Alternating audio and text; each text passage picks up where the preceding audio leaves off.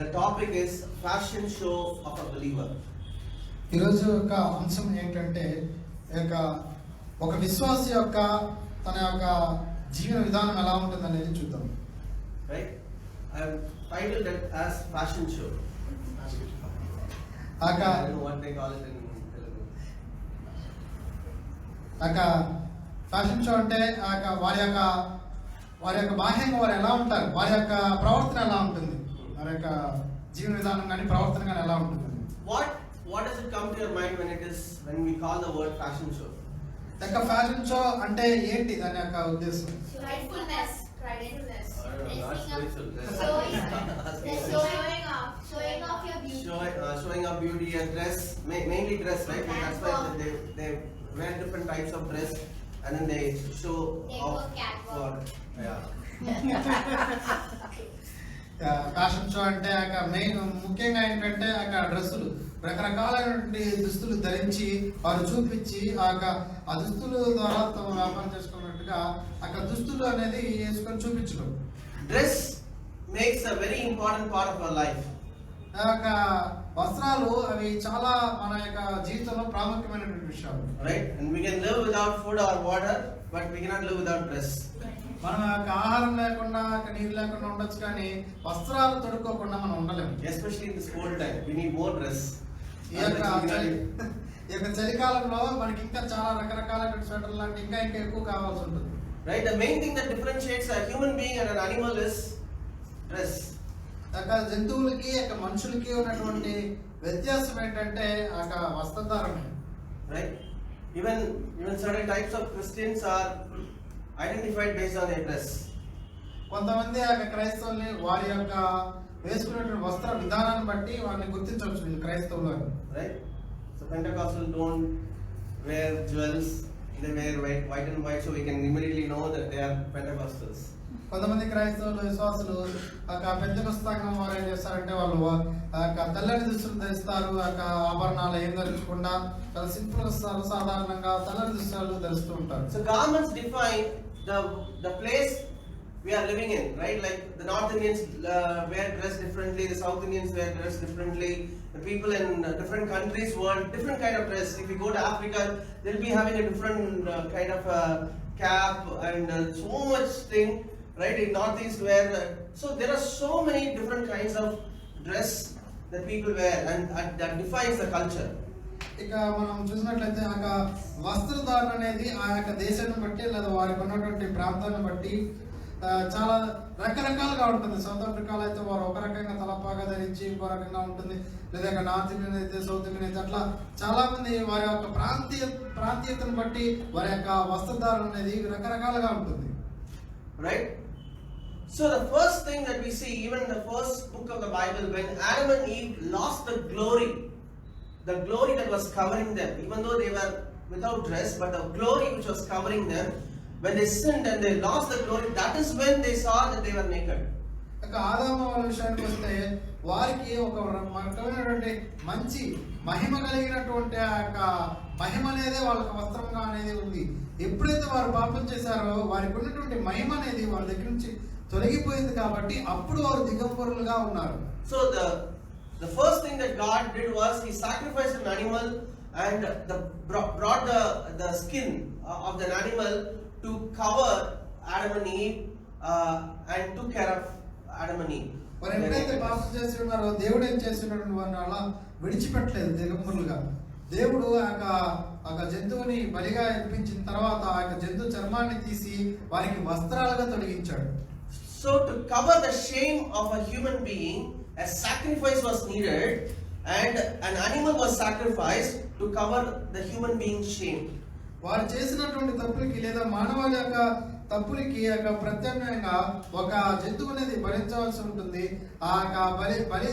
బలి తర్వాత వారికి ఉన్నటువంటి దోషం పోగొట్టడం కోసం బలిగా అర్పించి చర్మాలు చొక్కాలు తొలగించుకోవాల్సి వచ్చింది. Right? Genesis 3:21 says, also for Adam and his wife, the Lord God made the tunics of skin and clothed them. Lord God, He himself made it.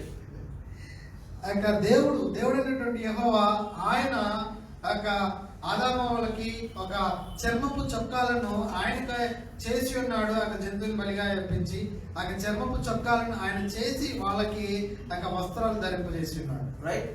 So we will see few examples of how the dress has made a very important role in the human life. మనిషి జీవితంలో ఆ వస్త్రాలు అనేది ఎంత ప్రాముఖ్యంగా ఉంటుందో ఇప్పుడు మనం చూద్దాం. You would be amazed to see how the simple thing that we might have thought as dress, how God brings many things in the human being's life, not just the physical nature of the dress, but God is talking about dress in terms of salvation and in terms of growth. There are many places the clothing or dressing is used for humanity. దేవుడు యొక్క వస్త్రధారణ అనేటువంటి దాని యొక్క రూపంగా, దాని యొక్క అలంకారంగా అనేక విషయాలు, దాని యొక్క ఆత్మీయంగా, అలాగే రక్షణ పరంగా, లేదా ఇంకా మహిమ పరంగా రకరకాలుగా ఈ యొక్క వస్త్రాలు తొడుగుకోవడం అనే ఒక మూల విధానం ద్వారా దేవుడు అనేక విషయాలు మానవులకి వెల్లడిపరిచున్నాడు. Right? We read in Genesis 37:3 and 4 that Jacob, Israel, loved Joseph more than all his children, and because he was the son of his old age, and also he made him a tunic, which is a dress of many colors, and because of that it brought great jealousy among the brothers.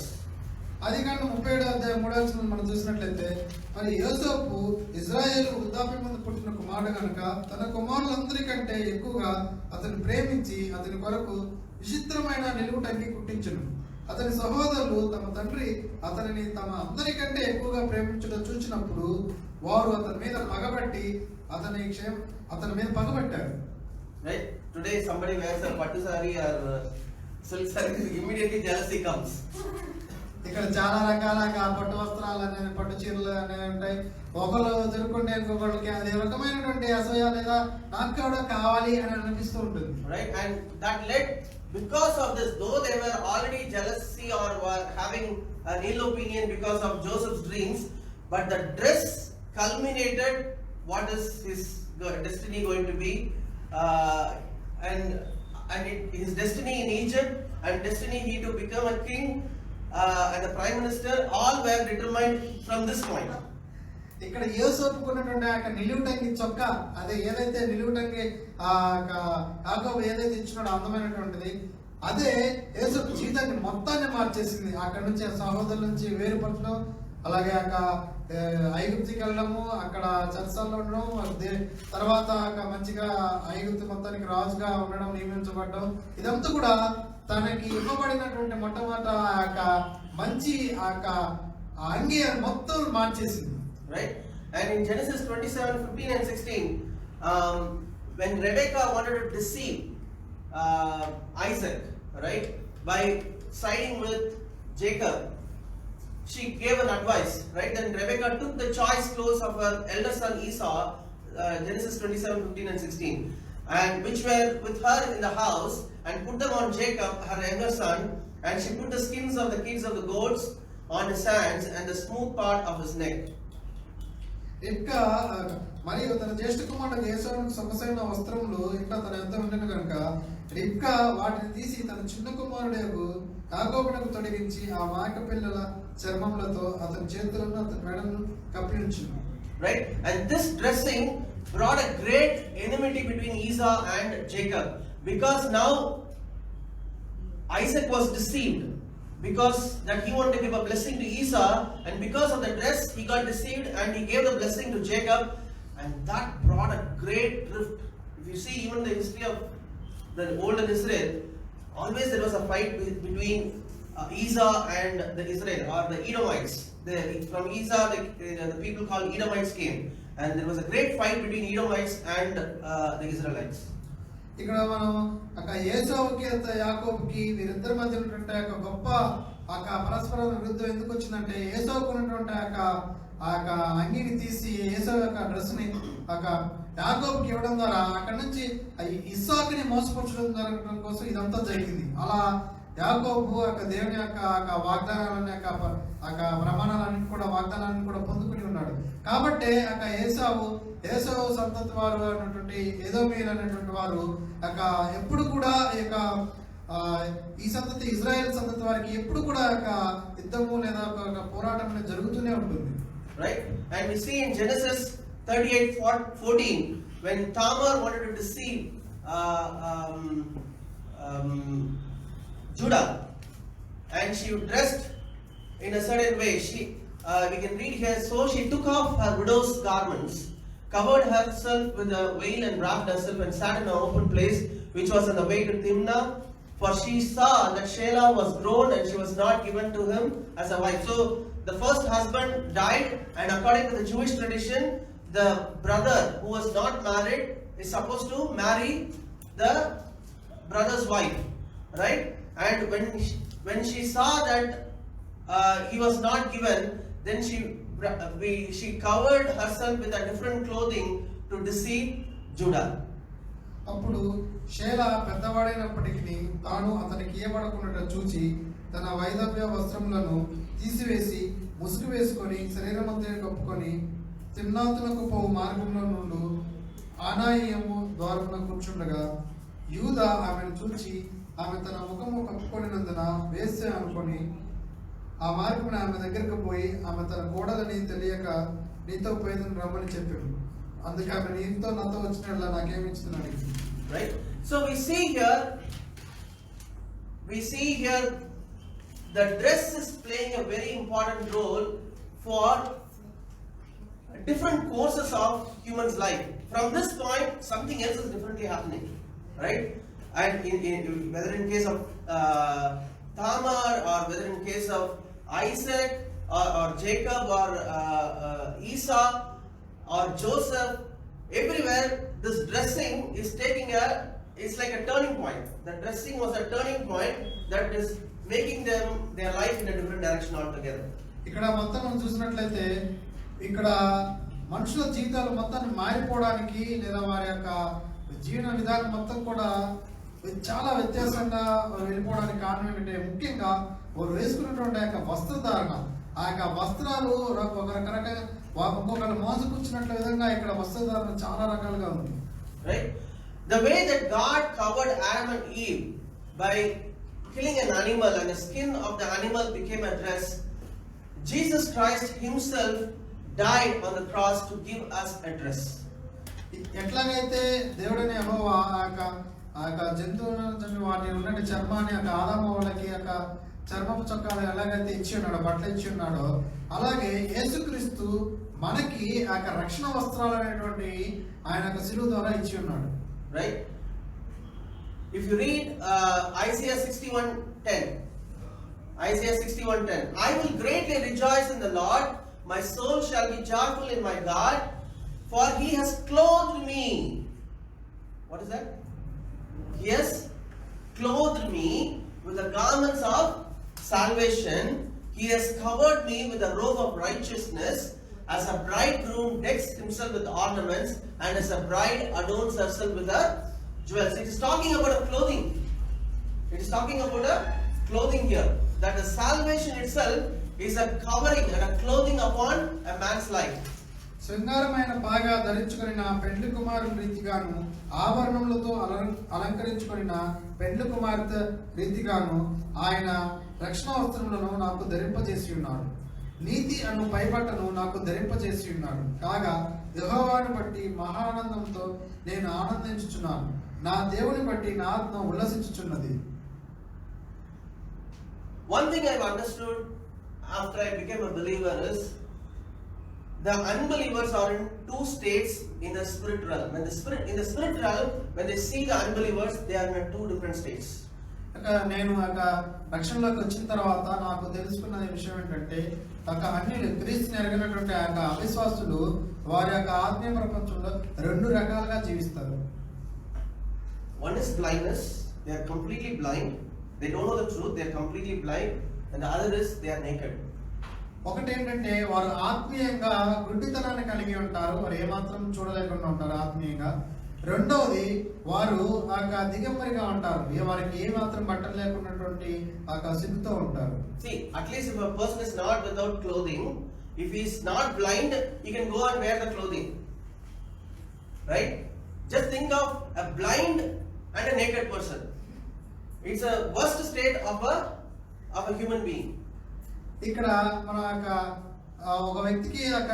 ఒక వ్యక్తి గుడ్డివాడై ఉండి మరియు అతనికి దిగంబరై కనుక ఉన్నట్లయితే అది చాలా నిజంగా చాలా ఇబ్బందిగా ఉంటుంది. Amen. That is the state of unbelievers. In Revelation 16:15, Jesus says, "Behold, I am coming as a thief. Blessed is he who watches and keeps his garments, lest he walks naked and they see his shame." Revelation 16:15. 16:16. Revelation. Yeah, in Telugu it's 16:16. ఇదిగో నేను దొంగవలే వచ్చుచున్నాను, తాను దిగంబరుడుగా సంచరించుచున్నందున జనులు తన దిశములను చూతురేమో అని మెలకుగా ఉండి తన వస్త్రము కాపాడుకున్నవాడు ధన్యుడు. Right? Earlier verse, what did you see? Isaiah 61:10. He has clothed me with the garments of salvation. Okay, so God is telling the church, hey, keep your garments, I have given you the salvation. Don't throw it out. It is not a cheap thing. Right? Then if you throw it out, you become naked. So it is an important thing that till Christ comes, that we safeguard our salvation, we keep our salvation. It's not a cheap thing. యెషయా గ్రంథంలో దేవుడు ఏం చెప్తాడంటే మంచి పెండ్లి కుమారుడు అలాగే పెండ్లి కుమార్తె వస్త్రములను నీకు ఇచ్చి ఉన్నానని చెప్తున్నాడు. ఇక్కడ అలాంటి ఇచ్చినటువంటి రక్షణ వస్త్రములు దానికి సాదృశ్యంగా ఉంది. మనకి ఇవ్వబడిన మంచి గొప్ప మహారక్షణ వస్త్రములను మనం గనక జాగ్రత్తగా చూసుకోకుండా ఆ వస్త్రం తీసివేసిన వారమైతే ఆయన వచ్చు గడిగిన మనం దిగంబరులుగా ఉంటాం. Right? In Revelation 3:5, Jesus says, "He who overcomes shall be clothed in white garment." This is going to be our final dress. The white garments, it will be the glory of God. Right? The glory of God will be shining. Right? This is the glory that Adam and Eve had. This is the glory that Adam and Eve had. They were covered with God's glory. They were shining. They don't need a dress. Right? He who overcomes shall be clothed in white garments, and I will not blot out his name from the book of life, but I will confess his name before my Father and before his angels. ఆదాము వాళ్ళకి మొట్టమొదట దేవుని యొక్క మహిమ వారిని కప్పి ఉంది. వారికి మహిమ వస్త్రాలనే ఉన్నాయి. వారికి సాధారణంగా మనకున్నటువంటి వస్త్రాలు కానీ చర్మం చక్కలు కానీ ఏమాత్రం వారికి మహిమే వస్త్రముగా ఉంది. అయితే అలాంటి మహిమ కలిగినటువంటి గొప్ప వస్త్రాలను మహిమతో కూడినటువంటి వస్త్రాలను నేను మీకు ఇస్తానని దేవుడు మనకి ప్రకటన గ్రంథంలో చెప్తుంది. ఎవరైతే వారు కనుక విశ్వాసంలో కొనసాగుతూ ఉండి దేవుని వైపే ఉంటారో వారికి మహిమ కలిగినటువంటి వస్త్రాలను ఇస్తానని దేవుడు వాగ్దానం చేస్తున్నాడు. Many people who get the vision of Jesus, they say that I saw Jesus in white robe, a white garment. Right? It is not a dress or something. It's a glory. It's a glory of God. That the glory of God covers a person who is saved. Right? The glory of God Bible says that God Himself dwells in an unapproachable light. It's a glory. That light, that glory covers us. Right? So when we are resurrected, we get a body which will be shining. And we don't need a dress because God's glory covers us. కొంతమంది యేసుక్రీస్తు దర్శనాన్ని చూసి ఉన్నారు. చూసినటువంటి వారు సాక్ష్యం ఏం చెప్తారంటే యేసుక్రీస్తు తెల్లని వస్త్రాలు ధరించుకొని ఉన్నాడు అని చెప్తుంటారు. అయితే నిజానికి దేవునికి అటువంటి వస్త్రాలు కాదు, కానీ అవి దేవుని యొక్క మహిమ. మనకు వాక్యంలో కూడా ఉన్నది ఏంటంటే ఎవరు కూడా సమీపింపరాని తేజస్సునందు దేవుడు ఉన్నాడు అని. అంటే అలా అంత గొప్ప తెల్లని లేదా ప్రకాశమానమైనటువంటి మహిమ అనేది ఆయన చుట్టూ ఉంటుంది. కాబట్టి మనము రేపు రాగళ్ళు ఎత్తబడిన తర్వాత మనకు పునరుద్ధానం జరిగిన తర్వాత మనకు కూడా అలాంటి మహిమ అనేది మనకి చుట్టూ వచ్చి మనం మహిమలో ఉంటాం. కానీ అప్పుడు మనకి వస్త్రాలు ఏమేమి ఉండవు. ఆ మహిమే మనకి వస్త్రం లాగా ఉంటుంది. Though God created humanity for His glory, but when man has gone away from God and started following so many other idols and gods and many other things became their security. But then God is clothing us now with His salvation. And by sending Jesus Christ on the cross, and He was the sacrificial lamb, and we have got His skin, right? Like the way Adam and Eve were clothed by God by killing an animal, and the skin of that animal became their covering. The same way, Jesus died on the cross, and we have got His clothing on ourselves.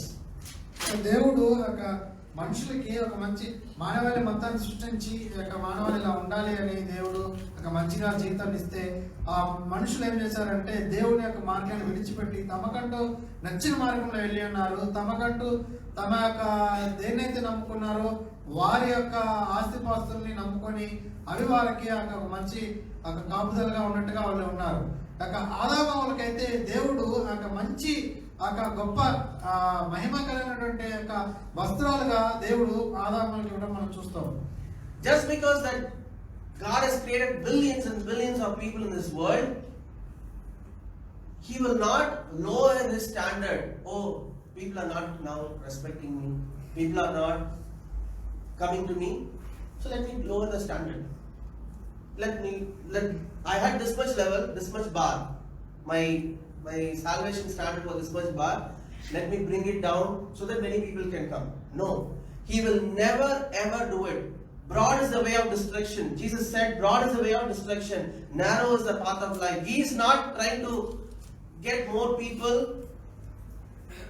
with compromise. He will never compromise. ఇక్కడ దేవుడు తను మనకి రక్షణ వస్త్రాలు తెచ్చున్నాడు. అయితే ఇక్కడ చాలా మంది కోట్లాది ప్రజలు భూమి మీద జీవిస్తున్నారు.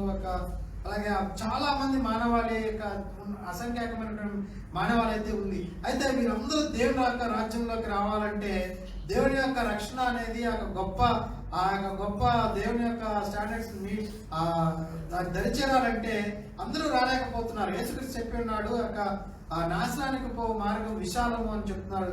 జీవానికి పో మార్గము సన్నగా ఉంటుందని దేవుడు చెప్తున్నాడు. అయితే దేవుడు తన యొక్క పరిశుద్ధతను తగ్గించి లేదా తనకున్నటువంటి మార్గాన్ని తన యొక్క స్టాండర్డ్స్ తగ్గించుకొని చేసినట్లయితే మానవాళి మొత్తం కూడా దేవుని రాజ్యం ఉంటుంది. కానీ దేవుడు తన యొక్క నియమ నిబంధనలను పక్కన పెట్టేసి తన యొక్క నియమాలను పక్కన పెట్టేసి మొత్తాన్ని దేవుని రాజ్యానికి రావాలని దేవుడు కోరుకోవట్లేదు. దేవుడు కోరుకుంటున్నాడు, కానీ ఆయన యొక్క స్టాండర్డ్ లో మాత్రమే, ఆయన యొక్క పరిశుద్ధతలో, ఆయన యొక్క మార్గంలో మాత్రమే రావాలని దేవుడు కోరుకుంటున్నాడు. Jesus, you will see a particular portion in the Bible. I was stunned when I read this portion of the Bible. I was stunned, right? Jesus told a parable of a wedding feast in Matthew 22. Just read that in Telugu from Matthew 22 1 to 14. యేసు వారికి ఉత్తరమిచ్చు తిరిగి Just listen this carefully. Yeah. తిరిగి ఉపమాన రీతిగా ఇట్లనెను, పరలోక రాజ్యము తన కుమారునికి పెండ్లి విందు చేసిన ఒక రాజును పోలి ఉన్నది. This is the short story of the great wedding feast for the son. The short story of God's creation is this. God wanted to take a bride or do a wedding for this son. That is what kingdom of heaven is like. A certain king who arranged a marriage for his son. Right? At last, Jesus will be the bridegroom. The church will be the bride. The people who escape the fire will be the guest. Right? Faithful people, faithful believers will become the bride. There will be some people who will escape the fire, hell. They will be in the guest room. They will be very beautiful wedding. I missed it. Right? The short story of gospel is this: that King, God Himself, the King, wanted to get His son married. ఇక మనం చూసినట్లయితే ఉపమానం రీతిగా దేవుడు మనతో మాట్లాడుతున్నాడు. ఉపమానంలో ఏంటంటే దేవుడే రాజు తన కుమారుడైనటువంటి యేసుక్రీస్తుకి సంఘం అన్నటువంటి వధువుని ఇచ్చి పెళ్లి చేసేటటువంటి దాని మొత్తాన్ని కూడా ఇక్కడ ఉపమాన రీతిలో చెప్పబడి ఉన్నది. మంచి విశ్వాసంగా ఉన్నటువంటి జనసమూహమే వధువై ఉన్నారు. అయితే కొంతమంది ఆయన అనుకున్న మార్గంలో పరిపూర్ణంగా లేనటువంటి వారు కొంతమంది ఉన్నారు. అయితే వారు మరణం నుండి నరకం నుండి తప్పింపబడతారు, కానీ వారు పెండ్లి కుమార్తెగా మాత్రం ఉండరు. కేవలం వారు పెళ్లికి హాజరైనటువంటి యొక్క సాధారణమైనటువంటి యొక్క గెస్టులుగా మాత్రమే ఉంటారు. Read from 3 now. ఆ పెండ్లి విందుకు పిలువబడిన వారిని రప్పించుటకు అతడు తన దాసులను పంపినప్పుడు వారు రానల్లకపోయింది. కాగా అతడు, ఇదిగో నా విందు సిద్ధపరిచి ఉన్నాను, ఎద్దులను క్రొవ్విన పశువులను వధింపబడినవి, అంతయు సిద్ధముగా ఉన్నది, పెండ్లి విందుకు రండని పిలువబడిన వారితో చెప్పుడని వేరే దాసులను పంపెను. కానీ వారు లక్ష్యము చేయక ఒకడు తన పొలమునకు మరి ఒకడు తన వర్తకమునకును వెళ్ళిరి. తక్కిన వారు అతని దాసులను పట్టుకొని అవమానపరిచి చంపిరి. Okay, let's stop there. Right? They made light. When gospel is preached, what? Fifth, right? They made light of it. God saying, come into my kingdom, come into my kingdom. I am preparing a great wedding feast. Come to my kingdom. And the gospel was preached. People they made light of it. When they were, hey, I have so much business, man. Like I have so much work. They mind their own worldly business. They did not consider the great wedding of the great king, and God is inviting them to come into the kingdom. And then there are some people, they made light. Some people, this Christian doesn't have any other work. Okay, I have so much busy. I'm so busy at work, and I don't mind that these Christians are harmless. Let them scream whatever they scream. The 6th is, rest seized his servants, treated them spitefully and killed them. There will be some people will be treated, they will be, Jesus said, the world will hate you. It hated me, it will hate you. Right? And they will shamefully treat you. They will say every wrong thing about you. Right? And then some people, some of the missionaries, some of the people were killed also. Right? That is what is happening here till the 6th. ఇక్కడ రాజు తన కుమారుని యొక్క పెళ్లి విందుకి యొక్క ప్రజలను పిలవనంపినప్పుడు కొంతమంది యొక్క ప్రజలు ఏమన్నారంటే, మాకు చాలా పని ఉంది, మేము రాలేకపోతున్నాం, మేము రాము అన్నట్లుగా ఉన్నారు. అది దేనికి సాదృశ్యం అంటే, ఇప్పుడు ఒక సువార్త అనేది ప్రపంచవ్యాప్తంగా ప్రకటింపబడుతున్నప్పుడు కూడా కొంతమంది మాకు చాలా పనులు ఉన్నాయి, మాకు ఏ పని పడ్డ లేకుండా అనుకుంటున్నారా, వీళ్ళకి క్రైస్తవులకు ఎలాంటి యొక్క పనులు ఉండవు, లేదా వాళ్ళు పట్టించుకోరు, మాకు చాలా పనులు ఉన్నాయని చెప్పి సువార్తను యేసుక్రీస్తుని నిర్లక్ష్యం చేసేటువంటి కొంతమంది జనమై ఉన్నారు. అయితే కొంతమంది ఇక్కడ రాజు పంపినటువంటి సేవకులని అవమానపరిచి నిందించి వారిని చంపినట్లుగా ఉంది. యేసుక్రీస్తు చెప్పి ఉన్నారు, ఇది దేనికి సాదృశ్యంగా ఉందంటే, యేసుక్రీస్తు చెప్పి ఉన్నారు, లోకము నన్ను ద్వేషించింది కాబట్టి మిమ్మల్ని కూడా ద్వేషిస్తుంది అని చెప్పి ఉన్నాడు. తద్వారా ఇప్పుడు మనం చాలా మందిని చూస్తూ ఉన్నాము, దేవుడి సేవకుల్ని అవమానపరచడము, వారిని దూషించడము, వారిని చంపడము మనం ఇప్పుడు చూస్తూనే ఉన్నాము, అది జరుగుతూనే ఉన్నది. ఇలాంటి రకమైన ప్రజలు వారు యొక్క రాజు సేవకులను చంపడం జరిగింది. This is what happened in the Old Testament. This is what is happening in the New Testament also. Old Testament, the Israelites did the same thing. In the New Testament, when the gospel went throughout the world, they are also doing the same thing. ఇక్కడ పాత నిబంధన గ్రంథంలో కూడా యెహోవా ప్రవక్తలను చంపడం జరిగింది, ఇశ్రాయేలీయులను చంపడం జరిగింది.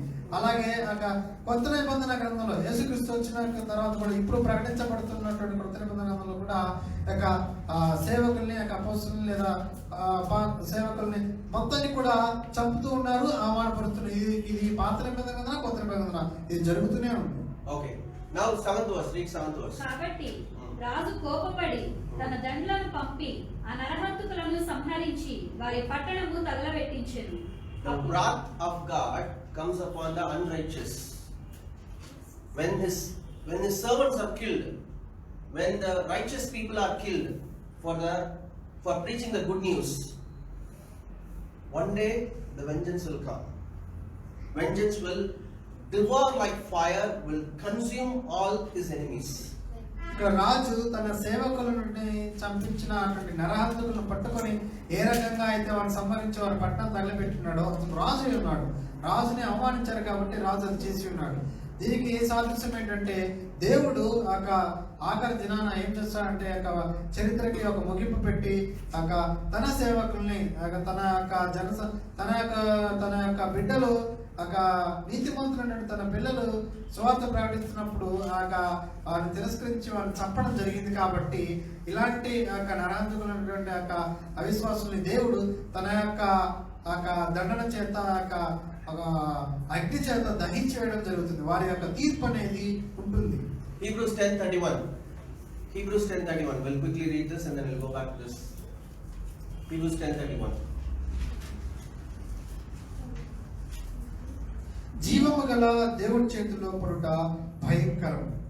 It is a fearful thing to fall in the hands of the living God. God will be so patient. So patient. One day will come, his patience will run out. And Bible says it is a fearful thing to fall in the hands of the living God. జీవము కలిగినటువంటి దేవుని చేతిలో పట్ట చాలా భయంకరం. అయితే ఆయన దీర్ఘశాంతంతో ఆయన మనల్ని భరిస్తూ సహిస్తూ ఉన్నాడు. Amen. So that is what happened, right? In the 7th verse. But when the king heard about it, he was furious, and he sent out his armies, destroyed those murderers, and burned up their city. And then he said to his servant, yeah, read from 8th. అప్పుడు అతడు, పెండ్లి విందు సిద్ధముగా ఉన్నది, దాని పిలువబడిన వారు పాత్రులు కారు కనుక రాజమార్గములకు పోయి మీకు కనబడు వారిని అందరినీ పెండ్లి విందుకు పిలువడని తన దాసులతో చెప్పెను. ఆ దాసులు రాజమార్గమునకు పోయి చెడ్డవారినేమి మంచివారినేమి తమకు కనబడిన వారిని అందరినీ పోగు చేసి గనుక విందుకు వచ్చిన వారితో ఆ పెండ్లిశాల నిండెను. రాజు కూర్చున్న వారిని చూసి లోపలికి వచ్చి లోపలికి వచ్చి అక్కడ పెండ్లి వస్త్రము ధరించుకొనని ఒకని చూచి. Yeah, before that, till that. So we see here now the gospel is going throughout the world, all the bad, all the good, to everybody it is preached. The gospel is preached. Hey, I chose Israel. Those people rejected my son. They rejected the Messiah. They are rebellious, right? Now gospel is going throughout the world. Everybody are listening. Everybody are listening, right? And then if you see this one, you would be amazed, right? Yeah. ఇక్కడ రాజు తన సేవకులు చెప్తున్నాడు, మీకు కనబడ్డ వారందరినీ పెండ్లి విందుకు తీసుకున్నాడు. ఎందుకంటే ఎవరినైతే మనము అతిథులుగా పిలవాలనుకున్నామో ఏమాత్రం పాత్రులుగా లేరు ఇక మీదట. కాబట్టి ఎవరినైతే మీకు కనపడతారో వాళ్ళు తీసుకున్నామన్నప్పుడు సేవకులు కూడా రాజు చెప్పినట్లుగా వెళ్ళి వారికి ఎవరికైతే కనపడ్డారో అందరినీ మంచివారేమి చెడ్డవారు మొత్తాన్ని తీసుకుని రావడం జరిగింది. దీనికి దేని సాదృశ్యం ఏంటంటే ఇజ్రాయేలు దేవుని యొక్క విధి విధానాలను ఆ యొక్క సువార్తను తిరస్కరించారు. కాబట్టి అది ఆ యొక్క సువార్త అనేది ఇప్పుడు ఆ పిలుపు అనేది ఇప్పుడు అన్నిల వైపు ఇజ్రాయేల్ కాని వారి యొక్క అన్నిల మొత్తం ప్రపంచ దేశాల వైపు వెళ్ళింది. కాబట్టి ఇక్కడ ఉన్నటువంటి ప్రపంచ దేశంలో ఉన్నటువంటి ఆ యొక్క సువార్తను విని దాని ప్రకారంగా ఆ యొక్క పెళ్లి విందుకు రావడం జరిగింది. Right? And then say for a great king, when he is conducting a marriage, he expects a lot of guests to come. It's a what to say, it's a joyful thing and also honorable thing for him. Like, hey, I want people to see my son's wedding, right? So the gospel is going out, preached, so that people can come to the wedding that is God is keeping, right? And then here, and Bible says that the wedding hall is filled with guests, right? 10th verse. The wedding hall was filled with guests, so you should be happy, right? Hey, okay, at last people came. The Israelites rejected. Okay, at least other people are coming. No, I'm happy. You should be happy, right? The wedding hall was filled with guests, but then king came to see the guests. He saw a man there who did not have on a wedding garment. So he said to him, friend, how did you come in here without a wedding garment? He was speechless. ఇక్కడ రాజు అలా పిలిపి అందరినీ తెమ్మన్నప్పుడు వారందరినీ తీసుకున్నాడు. అక్కడ పెండ్లిశాల మొత్తం కూడా నిండిపోయింది. అయితే ఇది ఎలా సాదృశ్యంగా ఉందంటే దేవుడు ప్రపంచ అన్యులందరికి కూడా సువార్తని ప్రకటించడానికి అనుమతించినప్పుడు సువార్త అనేది ప్రకటించబడింది. అందరూ కూడా దేవుని యొక్క రాజ్యం వైపుకి క్రీస్తు నమ్ముకోవడం జరిగింది. అయితే ఇక్కడ ఒకళ్ళు రాజు యొక్క పెండ్లిశాలకు వెళ్ళినప్పుడు చూడడానికి అతిథులను చూసినప్పుడు ఒకడు పెండ్లి వస్త్రం లేకుండా, మిగతా వాళ్ళందరూ పెండ్లి వస్త్రంతో ఉన్నారు కానీ ఒకడు మాత్రం పెండ్లి వస్త్రం లేకుండా ఉండడం జరిగింది. రాజు తనని అడుగుతున్నాడు. తన స్నేహితుడా, నీకు పెళ్లి వస్త్రం లేకుండా అసలు ఇక్కడికి ఎలా వచ్చావని అడిగాడు. Even though he was speechless because he was a great king, he would have thought in his heart, "Arey, you called so many people. Your one people did not come. I came, no. Oh, I should have been accepted inside, right?" He should have thought. Definitely, he would have thought in his heart. But God will never lower his standards. A great wedding is going on. I'm a great king. You're supposed to be in the right garments. Just think of everybody in beautiful garments. This guy with gold clothes. Torn. It's a shame for a king, right? It's a shame for a king. It doesn't mean that he has not given the dress. The dress was given, he was not wearing it. ఇక్కడ ఒక అతను పెళ్లి వస్త్రం వేసుకోకుండా వచ్చినంటే ఆ వ్యక్తిది చాలా తప్పు చేస్తున్నాడు. ఎందుకంటే పిలువబడిన వారందరూ కూడా పెళ్లి వస్త్రం అనేది ఆ రాజు ఇవ్వడం జరిగింది. కాబట్టే మంచివారేమి చెడ్డవారేమి అనేక మంది గొప్ప గుంపులుగా వచ్చిన వారందరూ కూడా పెళ్లి వస్త్రాన్ని రాజు ఇచ్చి ఉన్నాడు. మిగతా వారందరూ వేసుకొని వచ్చి ఉన్నారు. కానీ ఇతను ఆ పెళ్లి వస్త్రాన్ని తీసుకున్నాడు కానీ ఏమాత్రం కూడా దాన్ని ధరించుకున్నవాడు కాదు. Then what did he say? 13 and 14 read. అంతటా రాజు వీని కాళ్ళు చేతులు కట్టి వెలుపటి చీకటిలోనికి త్రోసివేయుడి, అక్కడ ఏడ్పును పండ్లు కొరుకుటయు ఉండునని పరిచారకులతో చెప్పాను. కాగా పిలువబడిన వారు అనేకులు, ఏర్పరచబడిన వారు కొందరే అని చెప్పారు. I was stunned when I read this. Lord, some people at least came for your wedding. You should have at least accepted them the way they are. But it is not that God does not. It was the when He is calling people. That's why Bible says you have been given a garment of salvation. You didn't do anything. I sacrificed my own son. The skin of the goat or the skin of the lamb was given to you. Now the salvation is given to you. You are now supposed to wear it. You are supposed to have it. I'm not demanding something unrighteously to you. I have called you for the wedding and I have given you the salvation garment also. You are supposed to wear it. You cannot come inside my kingdom without that garment. That is, I will not lower my standard. I need people in my kingdom who can take the garment of salvation, wear it, so that I can allow them to be part of my kingdom. ఇక్కడ దేవుడు ఒక మంచి పెళ్లి విందుని అంటే తన యేసుక్రీస్తు కుమారుని యొక్క పెళ్లికి మనందరూ ఆహ్వానించున్నాడు.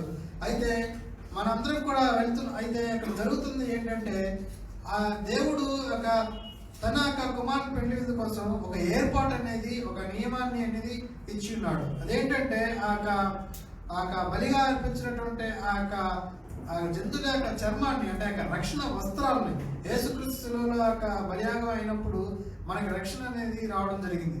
ఆ యొక్క రక్షణ అనేది మనం పొందుకోవాలి. ఆ రక్షణ వస్త్రాన్ని అనేది మనం కప్పుకోవాలి. అలా రక్షించబడి దేవుడు చెప్పిన విధంగా మనం ఆ యొక్క పెళ్లిందులో పాల్గొనాలి. కానీ ఆ దేవుని యొక్క నియమాలను కొట్టివేసే రకంగా ఆయన ఏదో సగం మాత్రమే ఆయన మాటని సగం వదిలిపెట్టే వారిగా ఉండకూడదు. ఆయన ఇచ్చి ఉన్నాడు న్యాయంగా. ఆ న్యాయంగా ఇచ్చిన దాన్ని మనం స్వేచ్ఛగా ఏమాత్రం మనము చెల్లించకుండా దాన్ని ఉచితంగా తీసుకొని ఆ యొక్క రక్షణ వస్త్రాన్ని ఆ యొక్క పెళ్లి విందులో మనం పాల్గొనాల్సి ఉంది. Bible says, "For many are called, few are chosen." He is not trying to dump the kingdom of God with all the junk. No. He is a great king. He is going to live with that people for eternity. And he wants the people, yes, they might be from poor, they might be from downcast, it's all okay. But I will give you the garment of salvation. You come with that garment. I will not lower that standard. Right? That's why Bible says that on that day, Lord, Lord, we did this, we did that, we did this, we did. Jesus says, "Depart from me, you who practice lawlessness."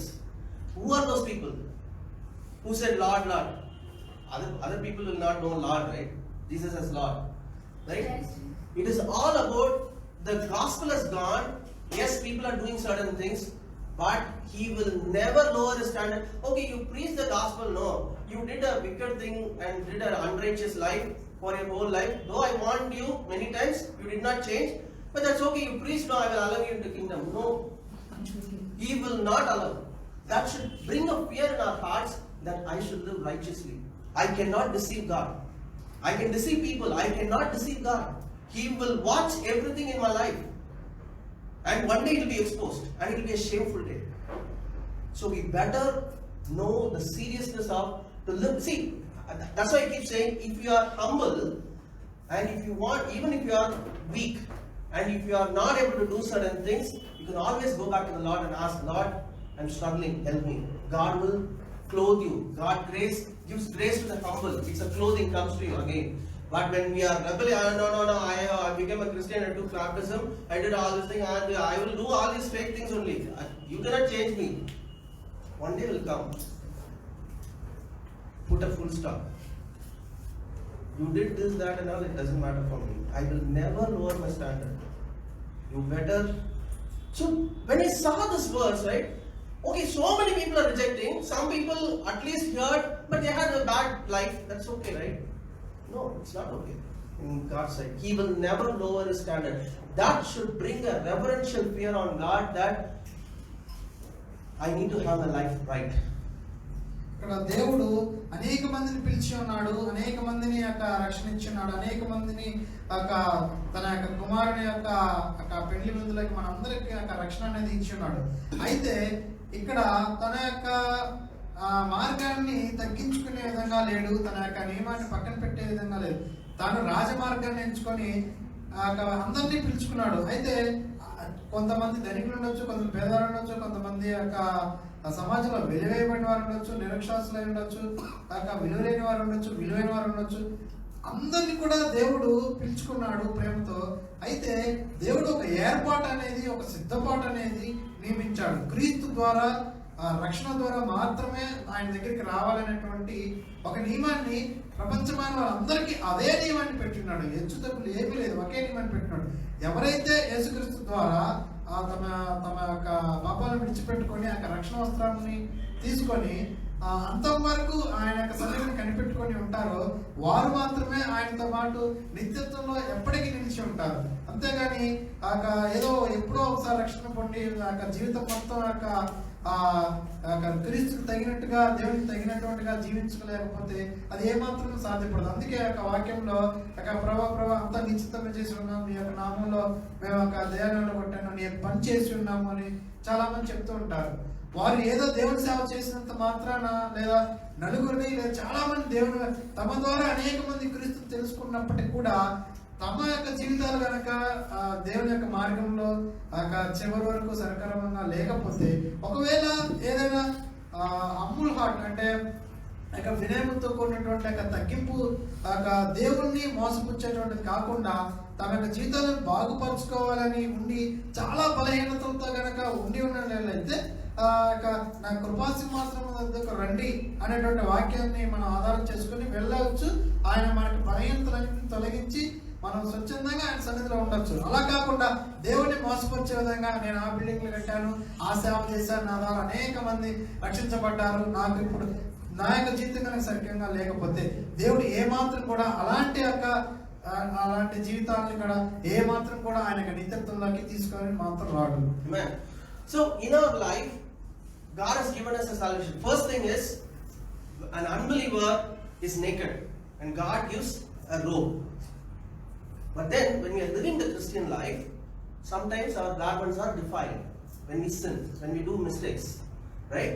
And God is willing to change that lifestyle by giving us a new robe as far as we are yielding to Him. Lord, I am defiled, I want this to be taken away, right? A defiled robe, when it becomes so corrupt, it will get torn one day, right? And it will not be new. When it is completely defiled, then it will one day it will be torn, and then again the person can go into naked.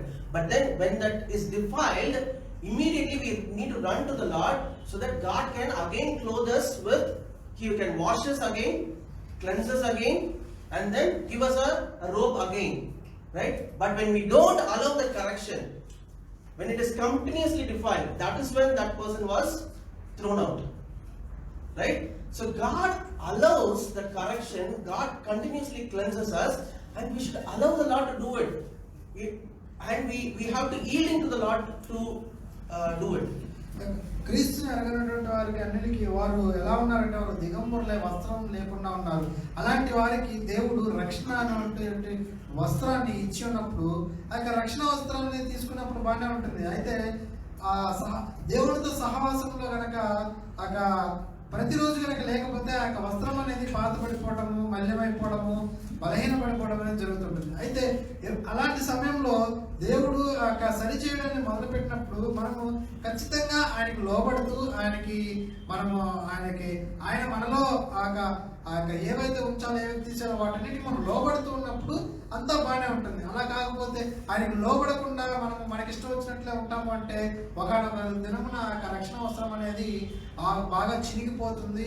మొత్తానికి అది మొత్తం నాశనం అవుతుంది. చివరికి ఆ యొక్క వస్త్రమే లేకుండా పోతుంది. ఇక్కడ ఉన్నటువంటి ఆ యొక్క పెళ్లి విందుకు వచ్చినటువంటి ఆ వ్యక్తి కూడా ఆ యొక్క రక్షణ వస్త్రం అనేటువంటి ఆ యొక్క పెళ్లి వస్త్రం అనేది ధరించుకున్నానే ఉన్నాడు. Amen.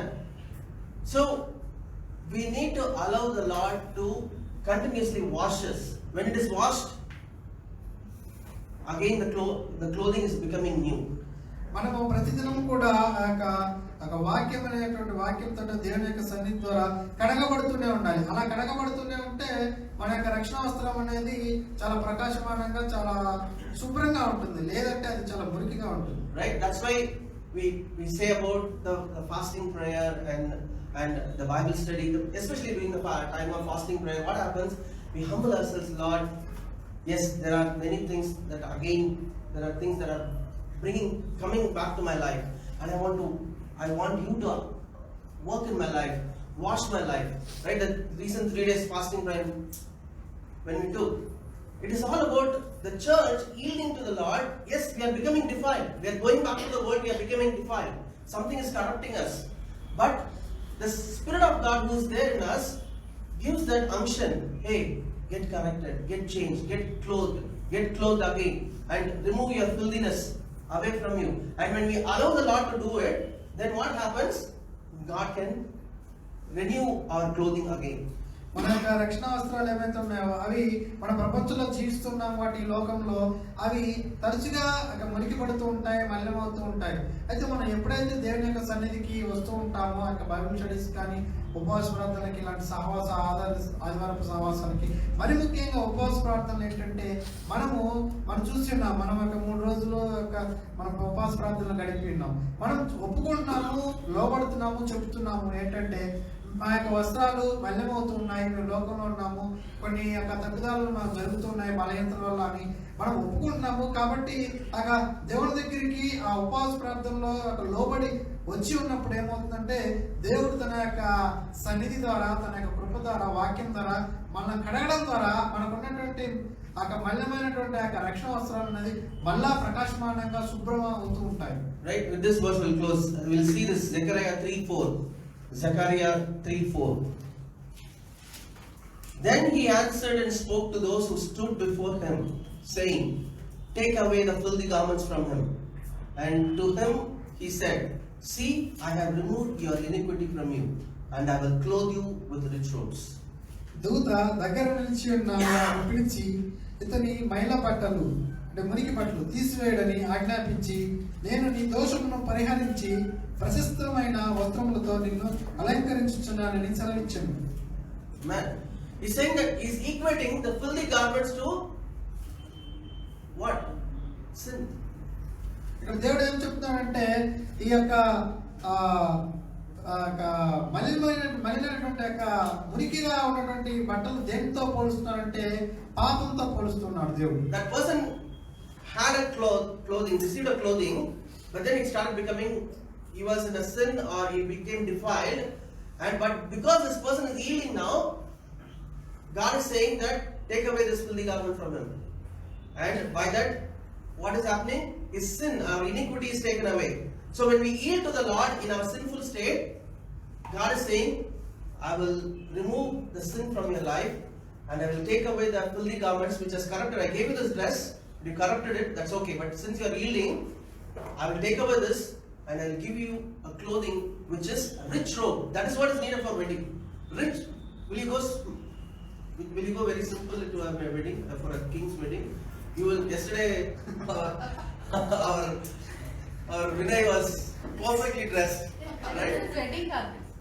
Yeah, his wedding garments. So that's how you go. It's a rich robe, right? When you see, then somebody will ask, which company you are an executive, right? So that honor, that status comes when you see people wearing rich and good dress, right? That is the robe that God is giving to everybody. Everybody.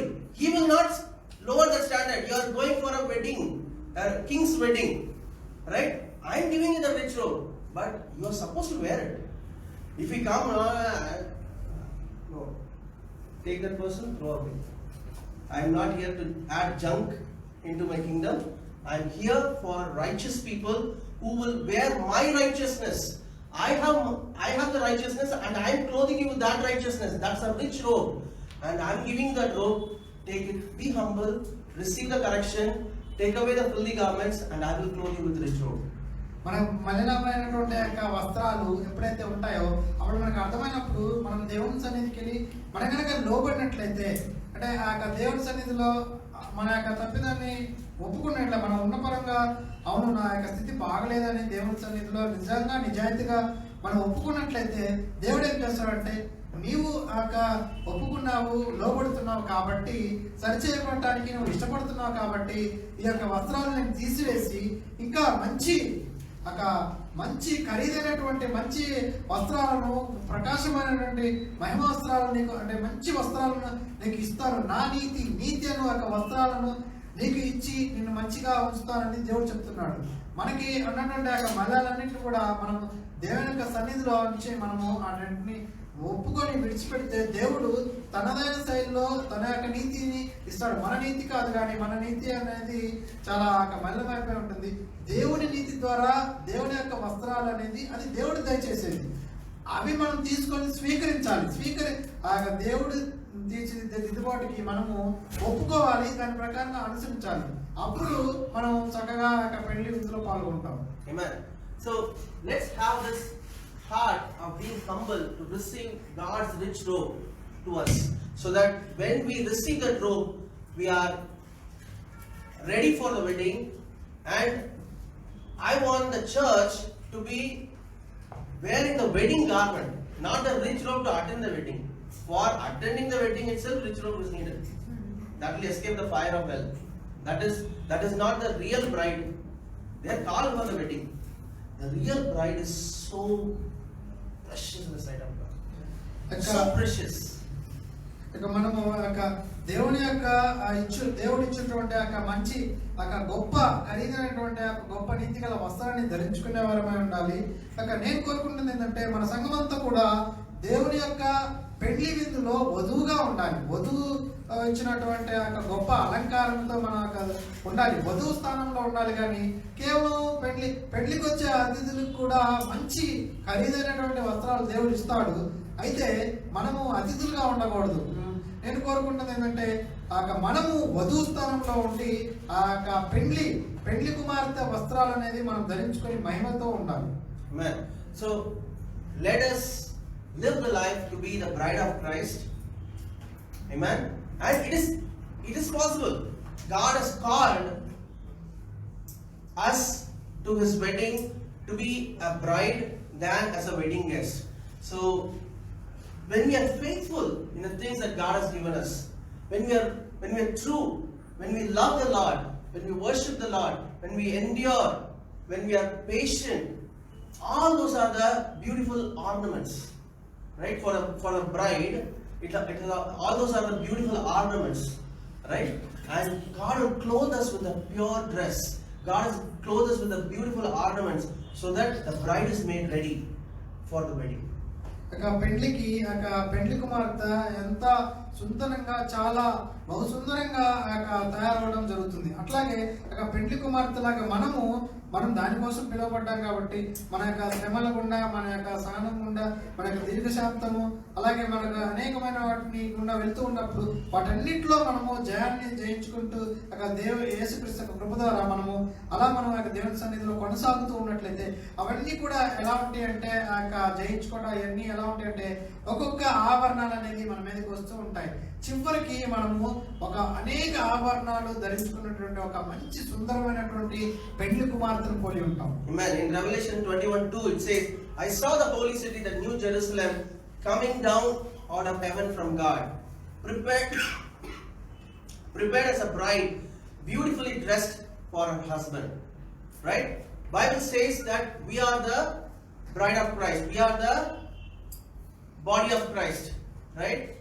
And the church is the body of Christ. And the church, which is the new Jerusalem, the church, it's coming from heaven along with the bridegroom. Right? And it says that prepared as a bride adorned for her husband. Adorned means what? Beautifully dressed. Adorned. The dress is beautifully made. The ornaments, the value that God gives. One thing I have seen is God will never compromise on our character. We need to continuously refine on our character. Continuously refine on our character. And it will be like a gold when it is tested in fire. It starts glittering more. Right? So even the tough things that comes in our life, God will allow that for our character to be molded, so that we are beautifully presented before God and we are like a beautiful bride before Christ. దేవుడు మనల్ని ఎలా కోరుకుంటున్నాడంటే ఇక్కడ ప్రకటన గ్రంథంలో రాయబడినట్లుగా ఒక నూతనమైన యెరూషలేము అనే ఆ పరిశుద్ధ పట్టణము తన భర్త కొరకు అలంకరింపబడిన పెండ్లి కుమార్తె వలె సిద్ధపడి పరలోకమందున్న దేవుని యొద్ద నుండి దిగొచ్చుచుంది. అంటే మనల్ని దేవుడు ఎలా కోరుకుంటున్నాడంటే తన కుమారుడైన యేసుక్రీస్తుకి మనల్ని ఒక మంచి చాలా సుందరమైనటువంటి అనేక ఆభరణాలు, ఆ ప్రకాశమైనటువంటి వస్త్రాలు, మహిమ కలిగిన వస్త్రాలు, అలాగే ఎంతో అంతకంటే అందంగా లేనటువంటి అంత గొప్ప అందంగా ఉన్నటువంటి పెండ్లి కుమార్తె వలె మనం తయారయ్యి క్రీస్తుకి మనము పెండ్లి విందులో పాల్గొనాలన్నట్లుగా దేవుడు మనల్ని అలాగే సిద్ధపాటు చేస్తూ ఉన్నాడు. See, God has used the word of clothing, right? Filthy garments, beautiful garments, nakedness, clothed. He just used the word clothing to tell the history of the salvation of humanity.